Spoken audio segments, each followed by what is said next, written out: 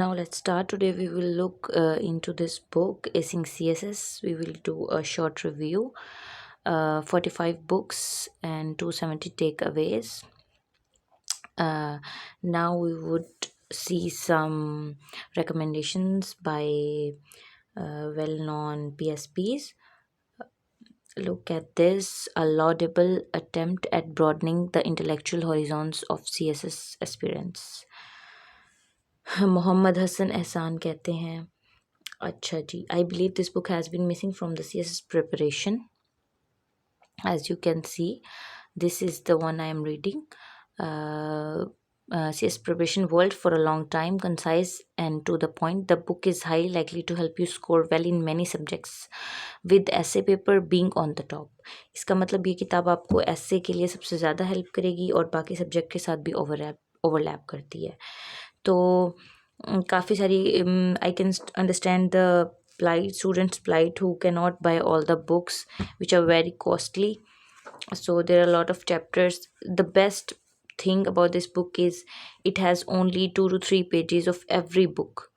Like, it is very easy, but the wording is very tough, so I will teach you every chapter of this. So you should not buy this book. In fact, you don't need to buy this book. So let's start. On Palestine. आजकल आपको पता ही है Palestine और Israel का issue कितना hot topic है, और ये इम्पोर्टेंट भी है for the exam point of view, और न्यूज़ में भी काफ़ी आ रहा है, तो आपको सबको पता ही होगा कि क्या इशू है. तो हम देखते हैं पैलेस्टाइन इशू पे इलान पैप और नोम चॉम्स्की क्या कहते थे. ठीक है, नोम चॉम्स्की आपको पता ही होगा, बहुत फेमस ऑथर रह चुके हैं हिस्ट्री के. काफ़ी नाम है इनका, हम इनके बारे में शुरू करते हैं. Ilan Pappe is a leading historian and a professor of international studies at University of Exeter. I think ये आपको पढ़ के भी समझ आ जाएगा.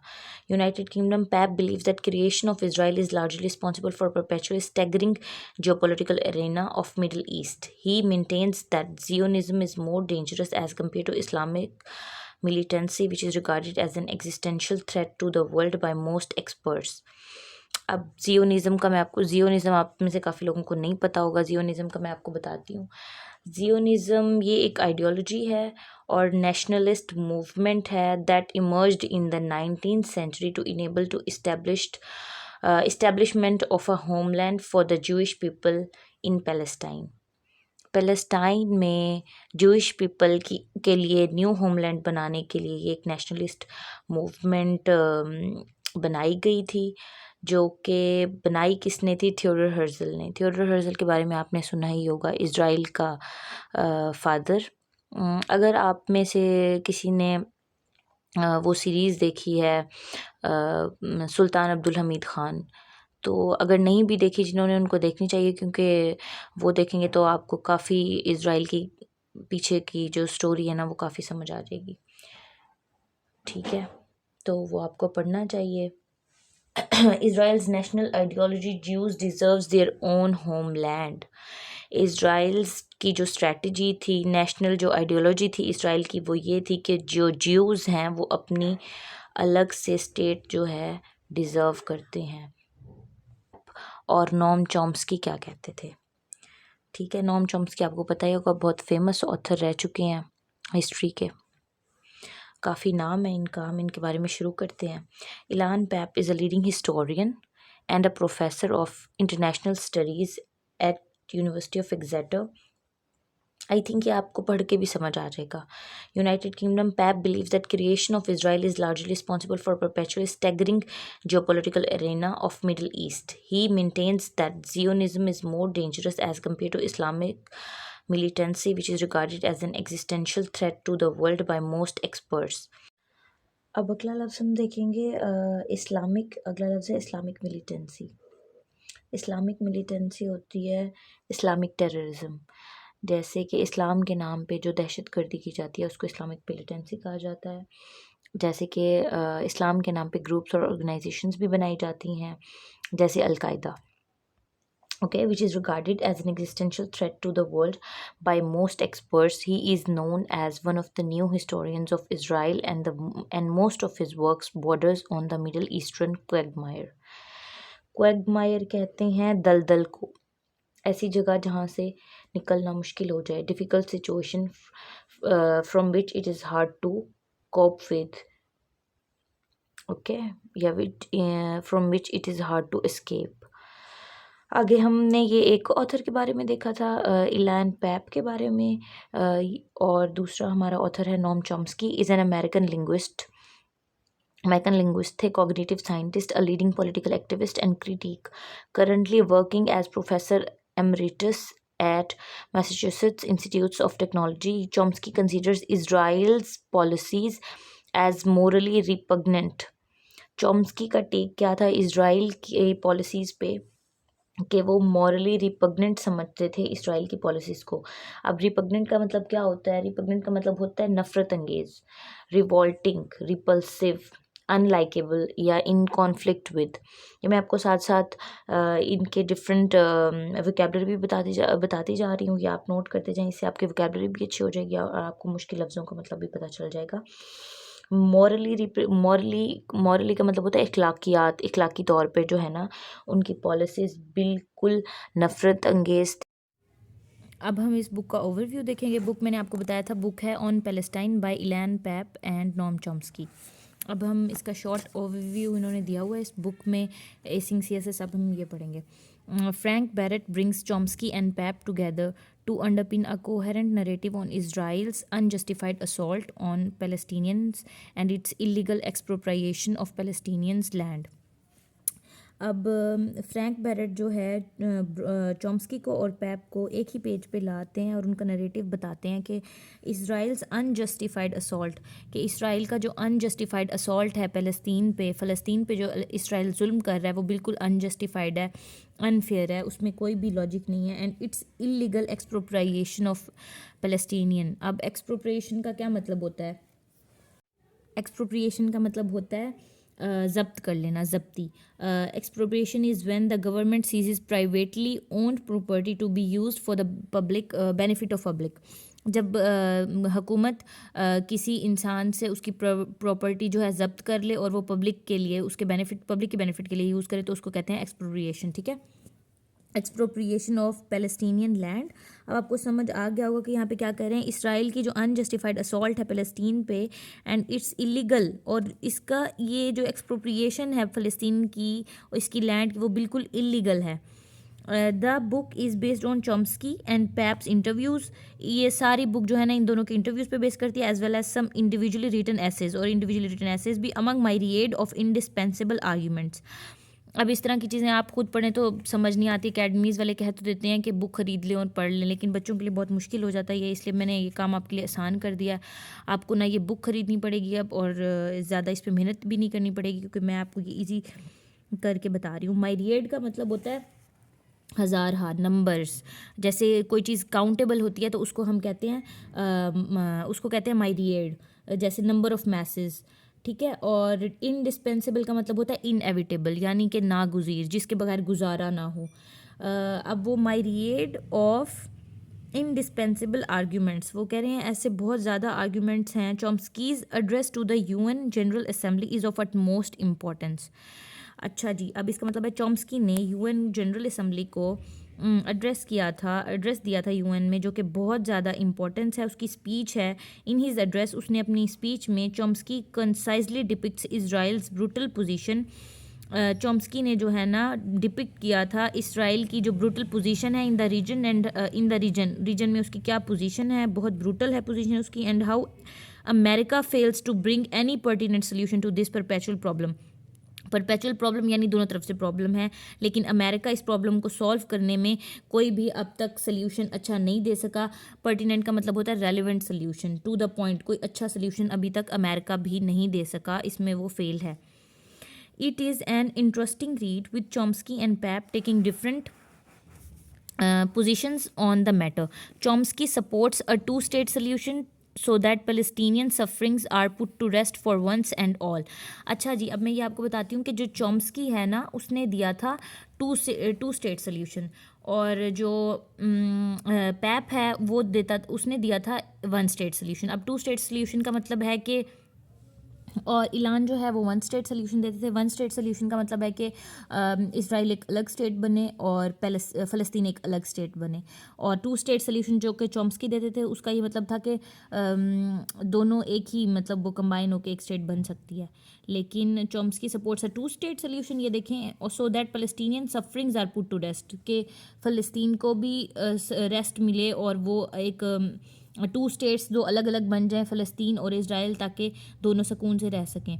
लेकिन इसराइल चाहता है कि वो अपनी टेरिटरी फ़लस्तीन को बना ले और ज्यूज़ वहाँ पे आके वो अपनी एक स्टेट बना लें, उसको कोलोनाइज कर लें। लेकिन पैप जो है वन स्टेट सोल्यूशन देते थे। Pappe on the other hand embraces a one state solution, highly influenced by the downfall of the notorious apartheid model in South Africa. अब अपार्थाइड मॉडल के बारे में आगे भी है, इसको आप सर्च करके भी देख सकते हैं, ये क्योंकि थोड़ा लेंथी है, तो मैं अभी आपको इसके बारे में थोड़ा सा बता देती हूँ। अपार्थाइड एक मूवमेंट थी साउथ अफ्रीका में, जहाँ पे वाइट्स जो है साउथ अफ्रीका में जाके अपनी कॉलोनीज़ बनाने लग गए थे और वहाँ पे जाके रहने लगे थे, और वो भी इसी तरह साउथ अफ्रीका को अपनी टेरिटरी बनाना चाहते थे। इसलिए इसराइल जो है अपार्थाइड मॉडल से बहुत ज़्यादा इन्फ्लुएंस्ड है, और वो इसी तरह चाहता है कि इसराइल यही चाहता है कि इसी तरह हम भी फ़लस्तीन को अपनी टेरिटरी बना लें, जैसे साउथ अफ्रीका में वाइट्स ने आके अपार्थाइड मॉडल के ज़रिए, ये सारा इसी मूवमेंट को अपार्थाइड मूवमेंट कहते हैं, कि वाइट्स ने आके साउथ अफ्रीका में कैसे अपनी कॉलोनीज़ बसा ली थी और वहाँ पे आके सेटल हो गए थे वो बोथ प्रेजेंट। और ये इनका भी यही ख्वाब है, इसराइल का भी यही ख्वाब है कि मैं भी ऐसे कर लूँ और फ़लस्तीन को अपनी टेरिटरी बना लूँ। Both present very fascinating and intriguing lines of arguments with respect to their positions on how things should move forward. अब इन दोनों ने अपना पॉइंट ऑफ व्यू दे दिया था इन दोनों के बारे में, कि वन स्टेट सोल्यूशन होना चाहिए और टू स्टेट सोल्यूशन होना चाहिए। The book is a compelling update on Israel's dehumanisation of Palestinians and occupation of their land. ये बुक जो है एक कंपेलिंग अपडेट है ऑन इसराइल की, जो आप देख रहे हैं आजकल न्यूज़ में भी आ रहा है कि इसराइल कितनी ब्रूटलिटी सी हमले कर रहा है, डिस्ट्रॉय कर रहा है, फ़लस्तीन के लोगों को मार रहा है। तो ये बुक जो है ना, इसी पे बहुत कंपेलिंग अपडेट देती है हमें। डिह्यूमनाइजेशन ऑफ पैलेस्टीनियंस कैसे हो रही है ये बताती है, ऑक्यूपेशन ऑफ देयर लैंड। और इस पे चॉम्स्की का और पैप का क्या पॉइंट ऑफ व्यू था ये हमें बताती है। आगे आ गए हैं 5 टेक अवेज़। अब आगे इसके 5 टेक अवेज़ हैं, हम इसके 5 टेक अवेज़ देखते हैं। सबसे पहला है सेटलर कॉलोनियलिज्म एंड लैंग्वेज। इसको हम देखते हैं, exploring the origin of the phenomena of settler colonialism. अब हम इसका ओरिजिन देख रहे हैं किसका, सेटलर कॉलोनियलिज्म का। Pipe describes that white settlers destroyed local population in Australia, New Zealand and parts of America through जिनोसाइड्स and permanently settled there. अब क्या कह रहा है पैप के वाइट सेटलर्स ने लोकल पॉपुलेशन जो कि ऑस्ट्रेलिया में थी, न्यूजीलैंड में थी और अमेरिका में थी, उनको डिस्ट्रॉय करके वहाँ पे वो सेटल हो गए, उन्होंने अपनी कॉलोनीज़ बना ली, और इसी चीज़ को सेटलर कॉलोनियलिज्म कहते हैं। और जीनोसाइड का तो आपको पता होगा, जीनोसाइड के बारे में आपने सुना होगा। जीनोसाइड होता है कि जब एक मुल्क किसी और मुल्क में हमला करे, वहाँ पे वहाँ की कम्युनिटीज़ को और वहाँ की जितना लोकल पॉपुलेशन है उसको तबाह बर्बाद करके वहाँ पे अपनी एक ओन्ड टेरिटरी बना ले, तो इसको कहते हैं जीनोसाइड। मतलब इस एम के साथ आप हमला करें कि हम इनकी इस मुल्क को ख़त्म कर देंगे और यहाँ पे खुद शिफ्ट हो जाएंगे, यहाँ पे अपनी कॉलोनीज़ बना लेंगे, इसको कहते हैं जीनोसाइड। परमानेंटली सेटल्ड देयर, देखा, परमानेंटली यहाँ पे सेटल होने के लिए जब वो ये हमले करते हैं तो इसको जीनोसाइड कहते हैं। Following lines from the book sums it up. अब ये इंपॉर्टेंट देखें, कोट आ गई। ये कोट अगर आप एग्ज़ाम पॉइंट ऑफ व्यू से देखें या आप अपने एग्ज़ाम में अगर इसको कोट करते हैं तो आप अच्छे मार्क्स ले सकते हैं, और ये बहुत इंपॉर्टेंट है। आप देखें, settler colonialism is a conceptual fine tuning on the theories and histories of colonialism. अब आपके सामने तो है, आप इसको नोट भी कर सकते हैं, आपको ये किताब ख़रीदने की भी ज़रूरत नहीं है। देख लें आप ये किताब एसिंग CSS बाय बिलाल ज़हूर, आपको ये किताब ख़रीदने की भी ज़रूरत नहीं है। मैंने आपको ये एक चैप्टर जो है मैं आपको ये खोल के पढ़ा रही हूँ। ये चैप्टर पैलेस्टीन पे है, ज़्यादा से ज़्यादा 2-3 पेजेस का ये है, क्योंकि शॉर्ट करके इस पूरी बुक में ओवरव्यूज़ दिए हुए हैं हर बुक के। अब आप ये कोट देख लें, आप इसको पढ़ लीजिएगा। इसमें यही बात है, ये जो हमने ऊपर बात देखी है कि न्यूजीलैंड में और अफ्रीका में जो कुछ हुआ था। अब हम आगे चलते हैं। Through a similar pattern driven by Zionist ideology. Zionist ideology मैं आपको पीछे बता चुकी हूँ कि जियोनिज़्म क्या है, वो मैंने आपको बता दिया। थियोडोर हर्जल की एक मूवमेंट थी इसराइल में, जो वो चाहता था कि ज्यूज़ जो हैं वहाँ पे सेटल हो जाएं फ़लस्तीन में, फ़लस्तीन को ख़त्म करके। Israel has been pursuing settler colonialism. अब देखा, इसराइल जो है सेटलर कलोनियलिज्म की लाइन पे चल रहा है, वो सदियों से ये करता आ रहा है, वो सेटल होने की कोशिश कर रहा है फ़लस्तीन में। देखें, इन पैलेस्टीन फॉर डेकेड्स, सदियों से वो यही कोशिश कर रहा है। The concept thus alludes how Israel started a pogrom of the native Palestinians and insanely insisted that it was a Israelis divinely specified territory. अब पोग्रोम का क्या मतलब है? पोग्रोम का मैं आपको बताती हूँ। पोग्रोम का मतलब होता है मसैकर, तबाह बर्बाद करना, स्पेशली ज्यूज़ के। एम ऑफ मसैकरिंग, कि आपने कहीं पे मसैकर का मतलब होता है हमले करना, तबाह बर्बादी फैलाना। तो ये इसका मतलब होता है। अब देखें, Israelites divinely specified territory, Israelites कहते हैं, इसराइल कहता है कि फ़लस्तीन तो हमारी डिवाइनली स्पेसिफाइड टेरिटरी है, तभी तो वो फ़लस्तीन की जान नहीं छोड़ा। अब हम आगे देखते हैं। The origin of the language favouring settler colonialism dates back to the latest last quarter of the 19th century. अब जो ओरिजिन है लैंग्वेज फेवरिंग का सेटलर कॉलोनिज्म में, dates back to the last quarter, अब 19th सेंचुरी के last quarter में ये language favouring चीज़ आई थी सेटलर कॉलोनिज्म के थ्रू। अर्ली जियोनिस्ट्स इन 1880s, 18वीं सदी में जो अर्ली जियोनिस्ट्स थे, यानी जियोनिस्ट आइडियोलॉजी को जो फॉलो करते थे। एंड हैब्रू वर्ड्स होते हैं for the phenomena meaning to settle and to colonise in English. Hebrew words जो बोले जाते थे पहले इसराइल में during the time colonisation had quite a positive connotation. Connotation का मतलब होता है association, positive connotation, positive association. But post world war, लेकिन पोस्ट वर्ल्ड वॉर 2 के बाद period saw an altogether different meanings of the phenomena. Since then Zionist started looking for sophisticated connotations. अब sophisticated का आपको मतलब पता होगा, sophisticated का मतलब होता है क्लेवरनेस। अब सोफिस्टिकेटेड इंसान कौन होता है? सोफिस्टिकेटेड इंसान वो होता है जिसके पास सोशल इश्यूज़ या सोशल अफेयर्स की नॉलेज हो और जो उसको हैंडल कर सके, उसको कहते हैं एक सोफिस्टिकेटेड इंसान। Sophisticated connotations to justified their disproportionate assault on Palestinians. जी, इसराइल अपनी डिसप्रोपोर्शनेट असॉल्ट जो है पैलेस्टीनियन पे, उसको जस्टिफाई करता है सोफिस्टिकेटेड कोनोटेशंस से। डिसप्रोपोर्शनेट का मतलब होता है out of proportion, unfair, unequal, irregular. उनके जो मसैकर्स हैं, जो वो तबाही फैला रहे हैं और जो धमाके कर रहे हैं, वो जो है ना इस तरह से है, उनके बिल्कुल वो जस्टिफाइड नहीं है, लेकिन वो खुद उसको कहता है कि ये जस्टिफाइड है। ज्यूज सेटल्ड इन पैलेस्टाइन, यहूदी जो हैं फ़लस्तीन में सेटल हो गए। And Zionism was by and large all about colonisation and expropriation of the Palestinian land. अब मैंने आपको कॉलोनाइजेशन का भी पीछे बताया कि एक मुल्क दूसरे मुल्क पे हमला करके वहाँ अपनी कॉलोनीज़ बना लेता है और उसको अपनी टेरिटरी वो कर देता है, बता देता है कि हमारी टेरिटरी। एक्सप्लोरेशन का मैंने आपको मतलब बता दिया है पीछे। अब हमारा है ये the apartheid state of Israel. The Israel Palestine conflict is compared with south African apartheid. ये मैंने आपको पहले भी बताया कि इसको साउथ अफ्रीकन अपार्थाइड मॉडल के साथ इसराइल पैलेस्टीन कॉन्फ्लिक्ट को कंपेयर किया गया। But there is one difference, it is far worse than the apartheid. एक डिफरेंस है क्या, कि ये उससे भी बुरा, उससे भी वर्स है, वर्स्ट केस है Israel Palestine conflict. Pappe believes that most of South African whites are still racist. South Africa के जो वाइट्स हैं वो अभी तक रेसिस्ट हैं, but their regime of operation collapsed. लेकिन उनका जो ऑपरेशन करने का तरीका है वो बदल गया है, वो कोलैप्स हो गया, वो ख़त्म हो गया due to the struggles of African National Congress ANC। ये एक साउथ अफ्रीका की पॉलिटिकल पार्टी है।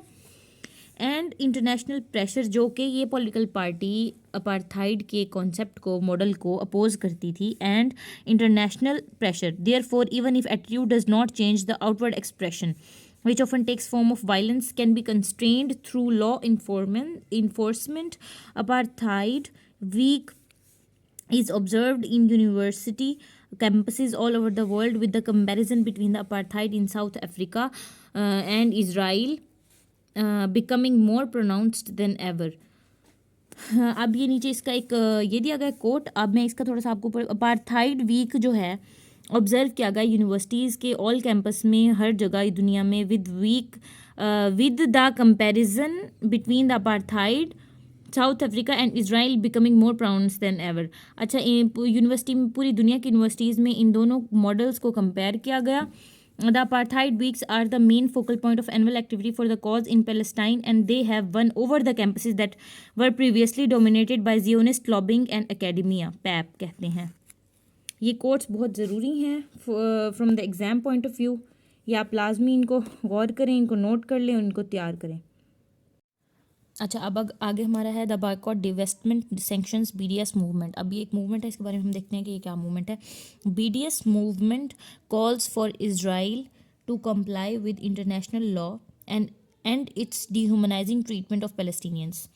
अच्छा, ये एक ऐसी मूवमेंट है जहाँ पे इसराइल को बुलाया गया, इसराइल को कॉल दी गई कि आप आएँ और to comply with international law के साथ आप कंप्लाई करें। कंप्लाई का मतलब होता है act in accordance with, abide by या ओबे करना। गवर्नमेंट ने उनको बुलाया इंटरनेशनल लॉ के थ्रू कि आप आएँ और हमारे रूल्स को ओबे करें। इसराइल को and its dehumanising treatment of Palestinians, और आपका जो ह्यूमनाइजिंग ट्रीटमेंट है पैलेस्टाइन की तरफ उसको ख़त्म करें।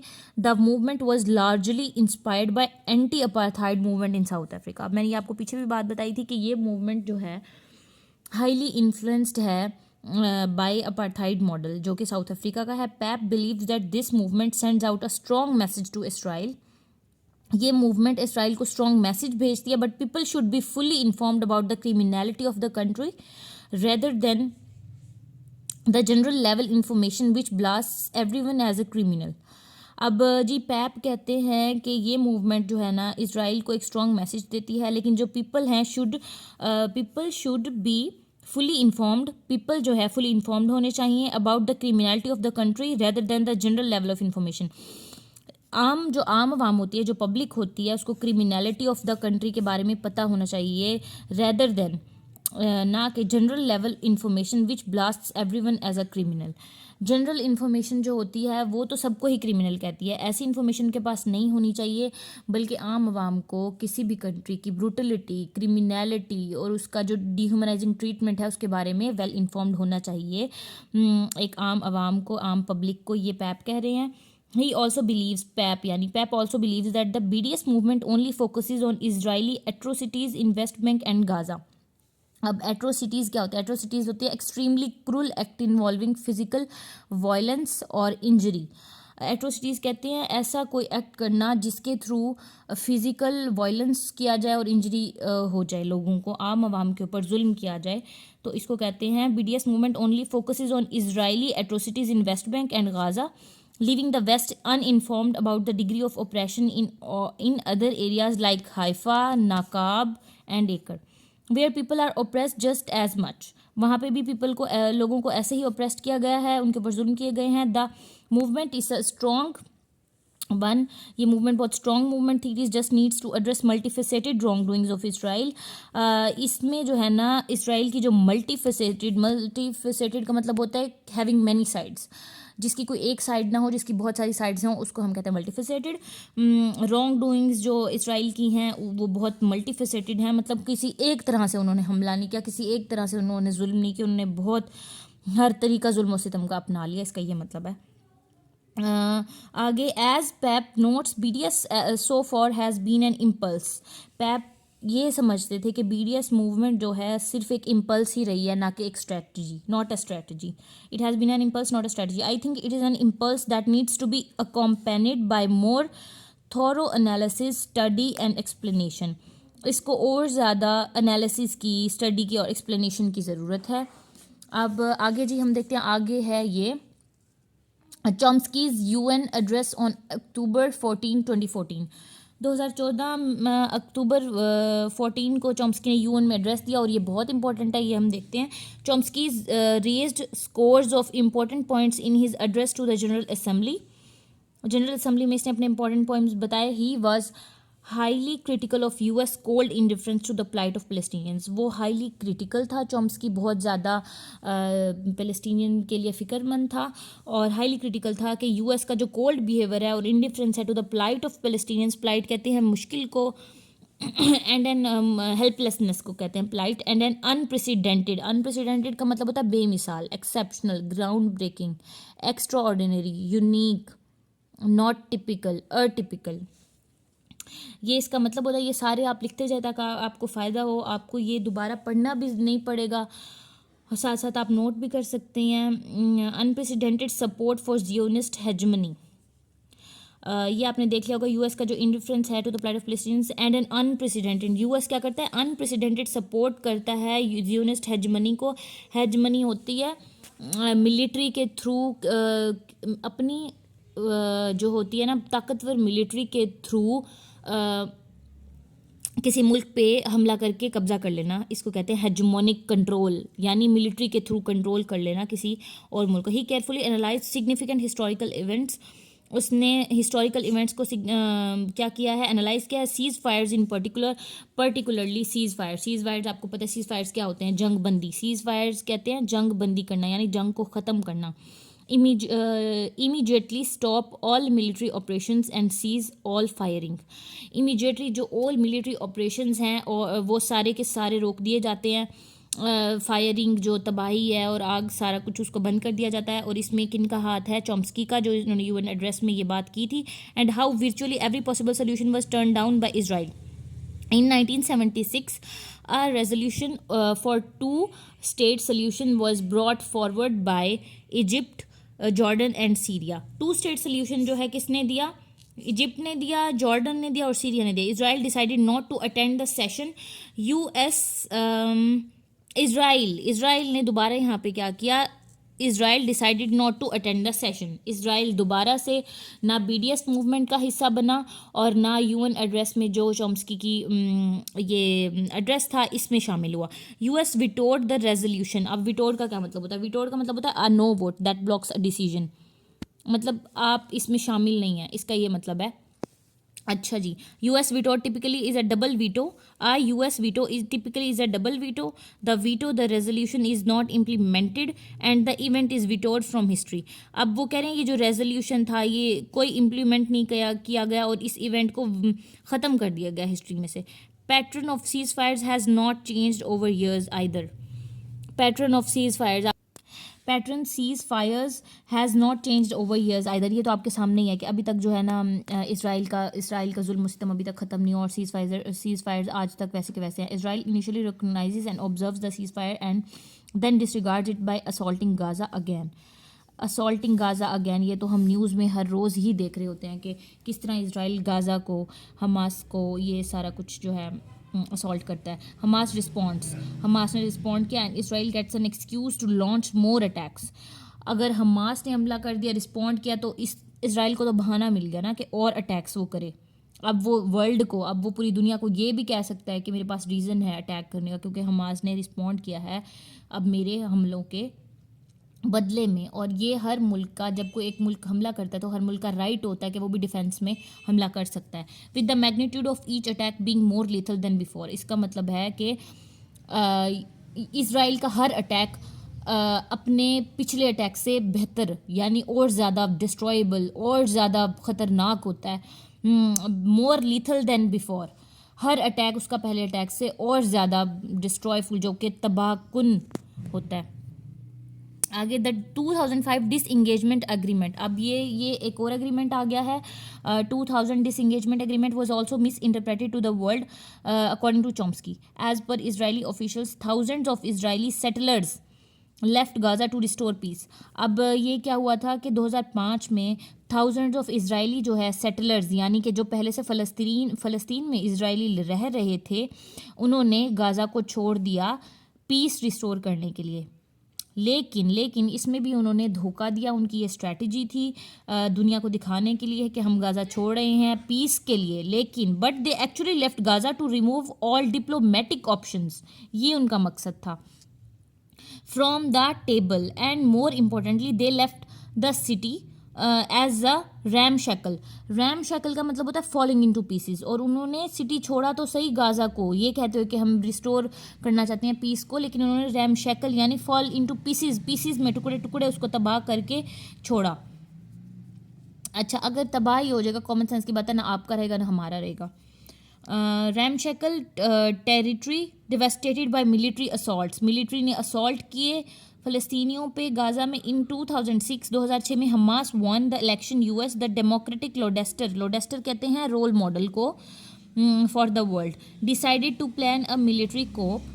हमास प्री एम्प्टेड का मतलब होता है प्रिवेंट करना, एंटिसिपेट करना। प्री एम्प्ट का मतलब होता है कोई काम होने वाला हो या कोई चीज़ गलत होने वाली हो, उससे पहले ही आप उसको प्रिवेंट कर लें, इसलिए इसको कहा जाता है प्री एम्प्ट। ठीक है, अब आपको समझ आ गया हो। Preempted the military coup and took over Gaza. Hamas ने क्या किया, प्री एम्प्ट कर लिया मिलिट्री कोप को एंड टुक ओवर गाजा, और गाजा को बचा लिया। Now that was a serious crime, it's bad enough to vote the wrong way in a free election, but to preempt a US planned military coup is far more serious, Chomsky कहते हैं। And as usual Israeli continued its onslaught of Palestinians। onslaught का क्या मतलब है? onslaught का मतलब है हमला, डिस्ट्रक्टिव अटैक्स जो है इसराइल ने अपने कंटिन्यू रखे, वो उससे बाज नहीं आया। अब आगे देखते हैं, Israel with ideological diplomatic and economic support from US. अब इसराइल को सपोर्ट कौन कर रहा है? यूएस। डिप्लोमेटिकली, इकोनॉमिकली, हर तरीके से इसको सपोर्ट कर रहा है। Continues to expand its settlement in Palestine and in the process they dispossess and kill thousands of Palestinians. US unabashed support, unabashed का मतलब होता है अनअशेम्ड, अनअशेम्ड मतलब यूएस को इस पे कोई शर्मिंदगी या कोई शर्म, वो अशेम्ड नहीं है बिल्कुल कि वो इसराइल की मदद कर रहा है कॉन्स्टेंटली अटैक करने में। And Israel's unprecedented operation is not private to the world. और अनप्रेसिडेंटेड का मतलब मैंने आपको पीछे भी बताया कि अनप्रेसिडेंटेड का मतलब होता है यूनिक, बेमिसाल। ठीक है, तो अनप्रेसिडेंटेड ऑपरेशन जो है, बेमिसाल ऑपरेशन जो इसराइल का है, वो प्राइवेट नहीं है, हिडन नहीं है। प्राइवेट का मतलब होता है hidden, hidden to the world, वो छुपा हुआ नहीं है दुनिया से। According to Chomsky only 2 state solution is viable. Viable का मतलब होता है फिजिबल, काबिल अमल। चॉम्स्की के मुताबिक 2 स्टेट सोल्यूशन ही इसका एक हल है। अब ये हमारा लास्ट पैराग्राफ है इस बुक का, यानी अब हमारी समझें एक बुक कंप्लीट हो गई है ऑन पैलेस्टाइन। हर बुक के 2 से 3 पेजेस हैं। अब सोचें ये पूरी बुक है 45 बुक्स एंड 270 टेक अवेज। अगर आप ये पूरी बुक के हर बुक, अब सारी पूरी बुक्स तो नहीं पढ़ सकते ना, अगर आप पूरी बुक्स के क्रक्स 3-4 पेजेस के पढ़ लेते हैं तो आपके पास 45 किताबों का नॉलेज आ जाएगा, जो कि मोर देन इनफ है एस्से के लिए और बाकी सब्जेक्ट्स के लिए भी।